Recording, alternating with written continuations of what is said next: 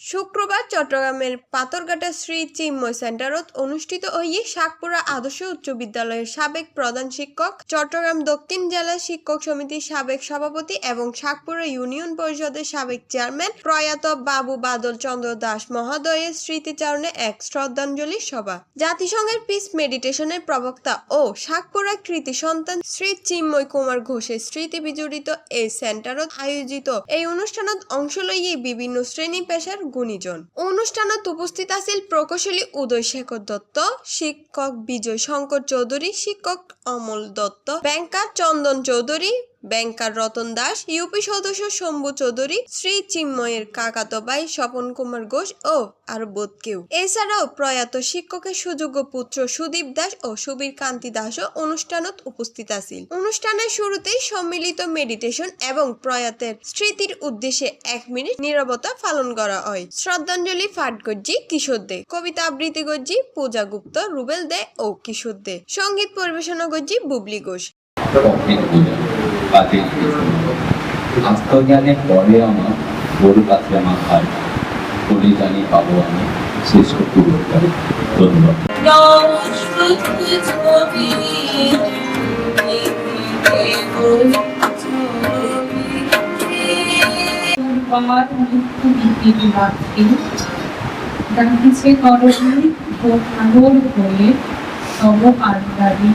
সভাত প্রয়াত শিক্ষক বাদল চন্দ্র দাস মহোদয়ের স্মৃতিচারণ করি বক্তব্য দিয়ে উপস্থিত গুণীজনকল। পরে চিন্ময় সেন্টারের পক্ষদন প্রয়াত শিক্ষকের পরিবারের সদস্য সকলের হাত তুলি দিয়ে এক স্মৃতিস্মারক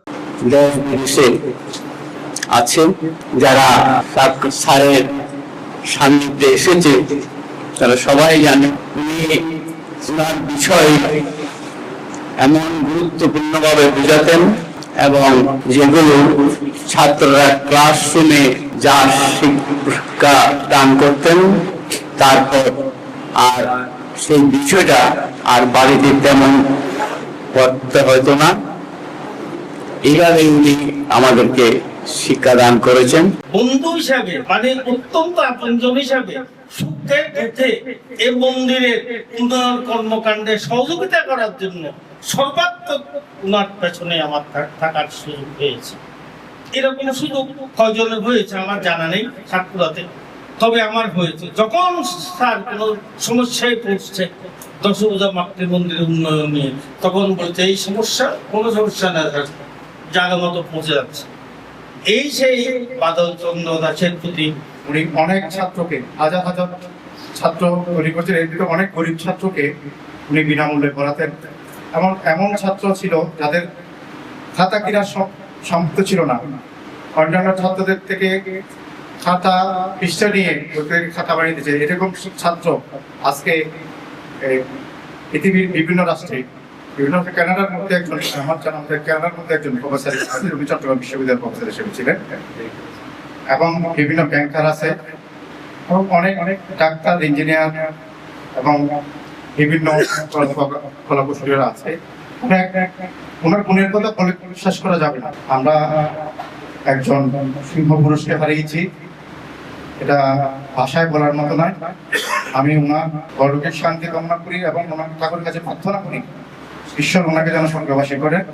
ওনাকে নিয়ে আমার আসলে দীর্ঘ কিছু বলার মতো আমার মানসিক অবস্থা নিয়ে আমি এটা বহুবার বহু জায়গায় পেয়েছি। অপরদিকে আমাদের এই গ্রামের যে অন্ধকারের উৎসতে উৎসরিত আলো, সেই উৎসরিত আলো শ্রী চিন্ময় কাকে আমি জানি না, আমি জানার সুযোগ পাইনি। তো দুইজনকেই আমি এটা বলেই আমার বক্তব্য শেষ করব যে ওনারা একজন হিমালয় পর্বত, আরেকজন হিমালয় পর্বতের সমতুল্য। ওনাকে আমি দেখেছি সমাজকে, সমাজের মানুষগুলিকে উনি পরিবারের থেকে বেশি ভালোবাসতেন। উনি ওনার সব পরিবারের জন্য সারাদিনে যত সময় দেন না, তার থেকে বেশি মানুষের জন্য, সমাজের জন্য সময় দেন।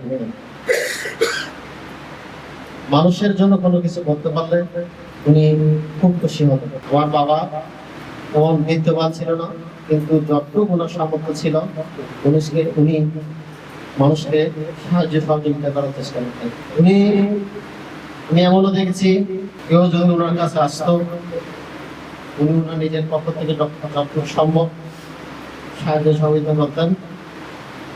এবং আমাদের সমাজের যারা বিদ্যমান ব্যক্তি রয়েছেন ওনাদের কাছে উনি অনুরোধ করতেন এবং ওই ব্যক্তিকে পাঠাতেন ওনাকে কিছু সাহায্য সহযোগিতা করার জন্য। একজন মেধাবী ছাত্র হিসেবে সাকুরা আদর্শ উচ্চ বিদ্যালয় হতে ম্যাট্রিকুলেশন পরীক্ষায় কৃতিত্বের সাথে উত্তীর্ণ হন।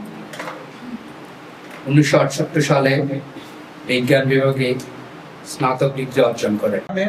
একজন কৃতবিদ্য ব্যক্তি, একজন শিক্ষক বাদল চন্দ্র দাসের স্মরণ। তার সম্পর্কে আমাদের বিজয়েরা বিস্তৃতভাবে বলেছেন, যদিও বলার মতো আরো থাকতে পারে।